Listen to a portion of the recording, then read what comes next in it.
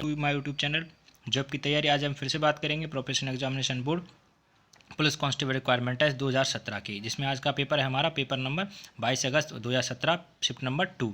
अगर आपको मेरा वीडियो अच्छा लगे तो प्लीज़ लाइक सब्सक्राइब जरूर करें। चलिए आगे बढ़ते हैं, हम देखते हैं हमारा पहला क्वेश्चन क्या है हमारे पास। हमारा पहला क्वेश्चन है, देख लेते हैं। निम्न में से कौन सा राष्ट्रीय उद्यान मध्य प्रदेश के से संबंधित नहीं है। हमारा ऑप्शन है कान्हा राष्ट्रीय उद्यान, माधव राष्ट्रीय उद्यान, बांधवगढ़, जिम कॉर्बेट। तो हमारा इसमें से राइट आंसर कौन सा होगा, पहले देख लेते हैं कौन कौन से। कान्हा राष्ट्रीय उद्यान कहाँ पर है हमारा?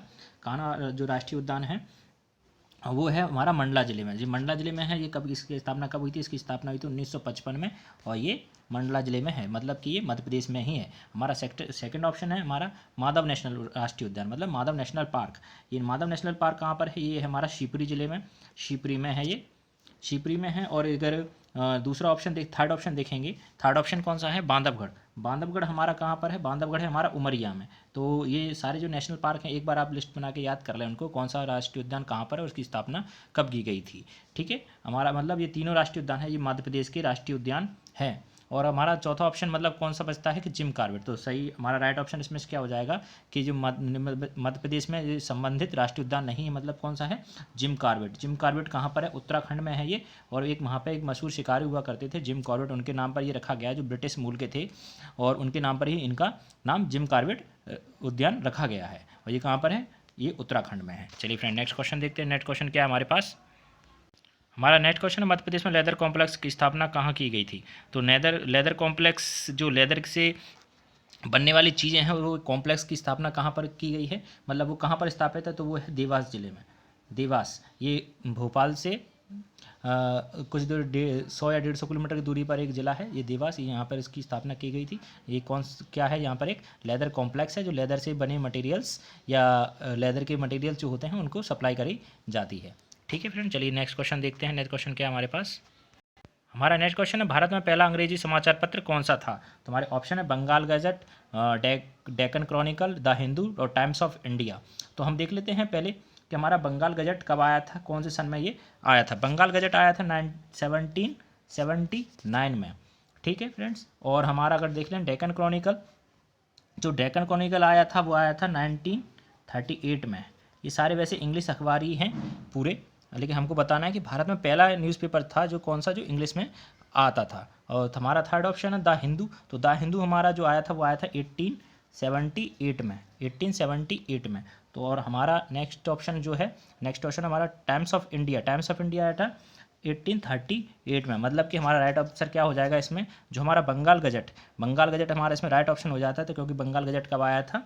बंगाल गजट आया था 1779 में। बंगाल गजट की आपको याद होगा the August Hickey, August Hickey इसके संपादक है जिन्होंने ये अखबार निकाला था। ठीक है फ्रेंड, चलिए नेक्स्ट क्वेश्चन देख लेते हैं क्या है नेक्स्ट क्वेश्चन हमारे पास।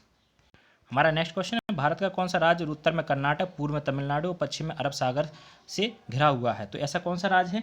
जी हमारा राज्य, अगर आप भारत का मैप कभी देखें एक बार, उनको देख के आपको अंदाज़ा वैसे लग ही गया होगा, क्योंकि हमारा गुजरात है। गुजरात के पास में अरब सागर तो है, लेकिन पूर्व में तमिलनाडु नहीं है, और पश्चिम में अरब सागर से भी घिरा नहीं है जी। उत्तर में कर्नाटक भी नहीं है, आंध्र प्रदेश भी ऐसा राज्य नहीं है, महाराष्ट्र भी ऐसा राज्य नहीं है। तो केवल हमारे पास क्या बचता है? केरल। केरल हमारा इसमें से राइट ऑप्शन हो जाएगा, क्योंकि और केरल के उत्तर में कर्नाटक है, पूर्व में तमिलनाडु है, पश्चिम में ये अरब सागर से घिरा हुआ है। ठीक है फ्रेंड, चलिए नेक्स्ट क्वेश्चन देखते हैं। नेक्स्ट क्वेश्चन क्या है हमारे पास? हमारा नेक्स्ट क्वेश्चन है, 1947 में भारत स्वतंत्र होने से पहले कौन सा शहर उड़ीसा की राजधानी था। हम एक बात कर लेते हैं, वर्तमान में अगर हम देखेंगे उड़ीसा की राजधानी कौन सी है। उड़ीसा की वर्तमान में राजधानी है भुवनेश्वर। भुवनेश्वर ये कब बनी थी, अगर हम इसको बात करेंगे, भुवनेश्वर बनी थी 30 सितंबर 1946 को। अगर 30 सितंबर 1946 से पहले की बात करेंगे तो पहले उसकी राजधानी क्या हुआ करती थी? उसकी राजधानी हुआ करती थी कटक। ये कटक शहर है जो उड़ीसा में ही पड़ता है, जो पहले उड़ीसा की राजधानी हुआ करती थी। और ये अगर भुवनेश्वर की बात करते हैं तो भुवनेश्वर अभी वर्तमान में उड़ीसा की राजधानी है। ठीक है फ्रेंड, चलिए नेक्स्ट क्वेश्चन देख लेते हैं। हमारा नेक्स्ट क्वेश्चन है, संविधान के अनुच्छेद 80 में निर्धारित अनुसार राज्यसभा में सदस्यों की अधिकतम संख्या कितनी हो सकती है? तो इसका राइट क्वेश्चन शायद आपको पता होगा। इसमें राइट क्वेश्चन इसका है, इसका राइट आंसर है 250 जो सदस्य संख्या है, जो हमारा उच्च सदन भी माना गया है संसद में, जो राज्यसभा है उसकी सदस्यों की संख्या कितनी है? 250 है। और इसमें अगर हम देखते हैं इसका कार्यकाल कितना रहता है, इसमें कोई भी किसी भी राज्यसभा के किसी भी सदस्य का कार्यकाल निश्चित नहीं होता है, क्योंकि इसमें 2/3 जो रहते हैं सदस्य वो हर दूसरे वर्ष इसमें से सेवानिवृत्त होते जाते हैं, इसलिए इसकी एक निश्चित समय अवधि कार्यकाल की नहीं निर्धारित की गई है, लेकिन उनकी जो सीटों की संख्या है वो इसमें पूर्ण रूप से निर्धारित है। अगर अनुच्छेद 80 में, तो अगर अनुच्छेद 80 के हिसाब से देखेंगे तो राज्यसभा में कितने हो गए? 250 सीट संख्या, सदस्य संख्या हो जाती है। ठीक है फ्रेंड्स, चलिए नेक्स्ट क्वेश्चन देखते हैं। नेक्स्ट क्वेश्चन क्या है हमारे पास? हमारा नेक्स्ट क्वेश्चन, मध्य प्रदेश के किस जिले में तानसेन समारोह आयोजित किया जाता है? आपने देखा होगा ये काफ़ी क्वेश्चन अभी हमने जो 6 पेपर देखे हैं उनमें से ज़्यादातर क्वेश्चन में ये हमारा रिपीट हुआ है कि तानसेन जी के बारे में हमसे पूछा गया है। कि एक बार हमसे पूछा भी गया था कि तानसेन जी समारोह कहाँ आयोजित होता है, जो अभी इसमें पूछा है। एक बार पूछा गया था जो उनकी समाधि कहाँ है, और इससे रिलेटेड काफ़ी क्वेश्चन भी पूछे जाते हैं। तो अगर आप देखेंगे इसका राइट आंसर सर आपको पता ही होगा कि ग्वालियर जो तानसेन समारोह है वो ग्वालियर में आयोजित किया जाता है। अगर हम देखेंगे कभी हमसे पूछ लेता है तानसेन जी की समाधि कहाँ स्थित है, तो तानसेन जी की समाधि ग्वालियर से कुछ एक दूर है, बेहट, जो ग्वालियर क्षेत्र में ही आता है, बेहट, वहाँ पर इनकी समाधि स्थित है। और ये पूर्ण वहाँ के ही निवासी थे, बेहट क्षेत्र के। ठीक है फ्रेंड्स, चलिए इसका राइट आंसर क्या हो जाएगा? ग्वालियर। नेक्स्ट क्वेश्चन देखते हैं। नेक्स्ट क्वेश्चन क्या है हमारा पास? हमारा नेक्स्ट क्वेश्चन है, महानदी का प्रमुख भाग किस नदी राज्य में? प्रमुख मतलब होता है यहाँ से उसका उद्गम स्थल, वहाँ से नदी निकलती है। तो महानदी आपको पता होगा कहाँ से निकलती है? छत्तीसगढ़ के रायपुर जिले के एक धमतरी क्षेत्र है, धमतरी क्षेत्र, वहाँ से निकलती है। तो हमारा यहाँ से पूछा गया था कि प्रमुख भाग मतलब होता है उद्गम स्थल, यहाँ से नदी का मुहाना कहा जाता है, वहाँ पे निकलती है। तो अगर ये देखा जाएगा तो छत्तीसगढ़ इसका हमारा राइट आंसर हो जाएगा। और ये कहाँ कर जाके गिरती है? बंगाल की खाड़ी में जाकर ये गिरती है। और अगर इसका मुख्य भाग के बारे में बात की गई थी तो ये छत्तीसगढ़ में हो जाएगा। ठीक है फ्रेंड, चलिए नेक्स्ट क्वेश्चन देख लेते हैं हम। हमारा नेक्स्ट क्वेश्चन, क्षेत्रफल की दृष्टिकोण से मध्य प्रदेश का सबसे बड़ा जिला कौन सा है? तो क्षेत्रफल की दृष्टि से हमारे ऑप्शन इसमें है सागर, सीधी, छिंदवाड़ा, बैतूल। तुम्हारा इसका राइट आंसर हो जाएगा छिंदवाड़ा। छिंदवाड़ा मध्य प्रदेश का सबसे बड़ा जिला है एज अ एरिया वाइज। अगर हम छोटे से बात करते हैं कि मध्य प्रदेश का, बताइए कि सबसे छोटा जिला कौन सा है एरिया वाइज में देखेंगे तो वो है दतिया। अगर अब जो निवाड़ी जिला बना है वो अभी अगर देखे जाएंगे तो सबसे छोटा है, लेकिन अभी जो जनसंख्या 2011 के अनुसार अगर हम देखते हैं और तो हमारे इसमें आ जाता है कि जो दतिया जिला है वो क्षेत्रफल में सबसे छोटा है। अगर हमसे जनसंख्या के दृष्टिकोण से कभी पूछ लेता है तो जनसंख्या के दृष्टिकोण से सबसे बड़ा जिला हो जाएगा इंदौर, और जनसंख्या के दृष्टिकोण से सबसे छोटा जिला हो जाएगा हरदा। ठीक है फ्रेंड, चलिए नेक्स्ट क्वेश्चन देख लेते हैं। हमारा नेक्स्ट क्वेश्चन है, पेशावर से कोलकाता तक की प्रसिद्ध ग्रैंड ट्रंक रोड का निर्माण किन्होंने करवाया था? तो इसका सही आंसर आप देख लीजिए, क्योंकि अगर हमसे देखा जाता है तो इसमें काफ़ी लोगों का उदाहरण, क्योंकि ये जिसमें जो जीटी रोड का जो इन्होंने पूछा है, जीटी रोड किसी एक राजा ने नहीं बनवाई थी, ये कभी मौर्य काल के करीब अभी आपको इसका जिक्र कभी कभी इतिहास में मिल जाता है। जीटी रोड कहाँ से कहाँ तक है ये एक आप देख लीजिए कि बांग्लादेश के जो चटगांव शहर है, चटगांव शहर से ये भारत होते हुए अफगानिस्तान काबुल तक जाती है, पाकिस्तान के लाहौर क्षेत्र को क्रॉस करते हुए, और अफगानिस्तान और काबुल तक ये क्षेत्र जाता है। लेकिन ये अगर इससे कभी कभी पूछ लेते इसका आधुनिकरण जो अभी वर्तमान में जो है उसका आधुनिकरण इस हिसाब से किसने कराया था, तो उसका राइट आंसर हमारा हो जाएगा शेरशाह सूरी। शेरशाह सूरी एक राजा था जिसने इसको आधुनिकरण करवाया था। अगर जीटी रोड की बात की जाए तो जीटी रोड को शेरशाह सूरी द्वारा इसका निर्माण करा गया था। ठीक है फ्रेंड, चलिए नेक्स्ट क्वेश्चन देखते हैं। नेक्स्ट क्वेश्चन क्या है हमारे पास? हमारा नेक्स्ट क्वेश्चन है, हेपेटाइटिस बी के अभियान में भारत सरकार का ब्रांड एम्बेसडर कौन है? तो इसका राइट आंसर क्या है हमारे पास? अमिताभ बच्चन जी हैं, जो हेपेटाइटिस बी के अभी वर्तमान में ब्रांड एम्बेसडर हैं। एक हेपेटाइटिस बी एक बीमारी है जिसको भारत सरकार जागरूक करती है अपने नागरिकों के प्रति कि उसके रोकथाम एवं उससे बचाव कैसे किया जाए। तो एक राजदूत होता है जिसको नियुक्त किया जाता है, जिसके द्वारा भारतीय सरकार इसका प्रचार करवाती है कि इसके रोकथाम के लिए, जो इसके लिए किसको नियुक्त किया गया? अमिताभ बच्चन जी हैं, काफ़ी प्रसिद्ध एक्टर हैं, उनको इसके लिए नियुक्त किया गया है। ठीक है फ्रेंड, चलिए ये क्वेश्चन हो गया। हमारा नेक्स्ट क्वेश्चन देख लेते हैं। नेक्स्ट क्वेश्चन क्या है हमारे पास? हमारा नेक्स्ट क्वेश्चन है, भारत सरकार द्वारा आरंभ किए गए आधारित मोबाइल भुगतान एप्लीकेशन नाम क्या है? तो एक मोबाइल पेमेंट ऐप आता है, अगर आपने सभी ने सुना होगा शायद से, कि वो भीम ऐप के थ्रू आप किसी भी डिजिटल पेमेंट कर सकते हैं, किसी भी बैंक किसी भी दुकान पर जाकर या किसी भी कहीं पर भी किसी फ्रेंड्स को या अपने रिलेटिव को किसी को अगर आपको फिर डिजिटल पेमेंट करना है फ़ोन टू फ़ोन, जो आपके अकाउंट से लिंक होता है ये एप्लीकेशन, जो आपको एक जगह से दूसरी जगह पैसे ट्रांसफ़र करने में हेल्प करता है। आज अगर आपसे गूगल पे हुआ, फ़ोन पे हुआ, ये सारी चीज़ें जो आती हैं जो कहाँ से रिलेटेड रहती हैं, सारी भीम ऐप जो क्या है भारत सरकार का एक ऑथोराइज ऐप है। ठीक है फ्रेंड, चलिए नेक्स्ट देख लेते हैं कि नेक्स्ट क्वेश्चन क्या है हमारे पास। हमारा नेक्स्ट क्वेश्चन, लोकसभा का अध्यक्ष कौन है? वर्तमान अगर देखते जाते हैं 2020 में कि वर्तमान लोकसभा अध्यक्ष कौन है, तो ओम बिरला जी। ओम बिरला जी हैं जो वो वर्तमान में लोकसभा अध्यक्ष के रूप में कार्य करते हैं, ओम बिरला जी। अगर हम राज्यसभा की बात करते हैं, राज्यसभा में कौन होता है? राज्यसभा में जो सभापति होता है, जो उपराष्ट्रपति, हमारे उपराष्ट्रपति जी कौन है अभी? वेंकैया नायडू जी हैं, जो अभी वर्तमान में राज्यसभा के स्पीकर हैं, मेन सभापति। अगर उनकी बात करें, उनके जो अध्यक्ष बात की जाती है या उपाध्यक्ष की बात की जाती है, हरिवंश नारायण जी जो हैं अभी वर्तमान में राज्यसभा के अध्यक्ष हैं, मतलब कि उपाध्यक्ष हैं। ठीक है, अध्यक्ष तो जो सभापति होता है वो उपराष्ट्रपति होता है राज्यसभा का, तो वेंकैया नायडू जी हैं। अगर हम बात करेंगे लोकसभा की, लोकसभा में कौन है? ओम बिरला जी। ठीक है, अगर हमसे कभी कभी पूछ लेते बताइए कि लोकसभा के प्रथम कौन थे, भारतीय आज़ादी के बाद जो प्रथम अध्यक्ष बनाए गए थे, वो सभी को आपको याद करने की जरूरत पड़ेगी एक बार।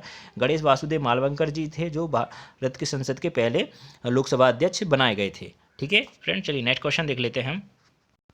नेक्स्ट क्वेश्चन, लोकसभा के पहले वक्ता थे, जो मैं अभी आपको बता ही रहा था, ये क्वेश्चन आप देख लीजिए कि भारत के पहले लोकसभा के पहले वक्ता मतलब जो अधिक थे वो कौन थे? स्पीकर, जो फर्स्ट स्पीकर यानी अध्यक्ष कौन थे? वो थे गणेश वासुदेव मालवंकर जी थे, जो भारतीय लोकसभा के पहले अध्यक्ष नियुक्त किए गए थे, मतलब स्पीकर नियुक्त किए गए थे। तो ये क्वेश्चन अगर ऊपर नीचे हो गया है, अगर मैंने अभी आपको ही रिसेंटली जो बताया था कि पहले कौन थे, तो ऐसे रिलेटेड क्वेश्चन आपसे पूछा जाता है, इसलिए हम रिलेटेड फैक्ट्स और उसका एनालिसिस इसलिए कर रहे हैं ताकि हम उससे मेन क्वेश्चन तो करें ही करें, साथ में उसके रिलेटेड जो 3-4 क्वेश्चन और बनते हैं वो भी हम साथ साथ में करते जाएं, जिससे हमारा जो नेक्स्ट अभी जो पेपर होगा उसमें हमें थोड़ी आसानी रहेगी क्वेश्चन करने में। ठीक है फ्रेंड, चलिए नेक्स्ट क्वेश्चन देख लेते हैं।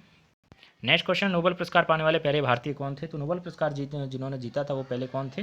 वो थे रविन्द्रनाथ टैगोर जी। इन्होंने साहित्य के क्षेत्र में नोबेल पुरस्कार जीता था, जो इनको मिला था 1913 में, मतलब 1913 में इनको दिया गया था। वो कौन से क्षेत्र में दिया गया था? साहित्य के क्षेत्र में दिया गया था। अब कभी कभी हमसे पूछ लेता है नोबेल की शुरुआत कब हुई थी, तो नोबेल की अगर से नोबेल अवार्ड के अल्फ्रेड नोबेल जी थे, एक साइंटिस्ट जिन्होंने इसकी शुरुआत करवाई थी, जिनके सम्मान में एक शुरुआत होती है। स्वीडिश जो एकेडमीज वगैरह हैं जो मिला के उनको ये अवार्ड देती है, और इसकी शुरुआत देखी जाएगी तो कब से मानी जाती है? इसकी शुरुआत मानी है 1901, मतलब 1901 से इसकी नोबेल पुरस्कार की दी जाती है।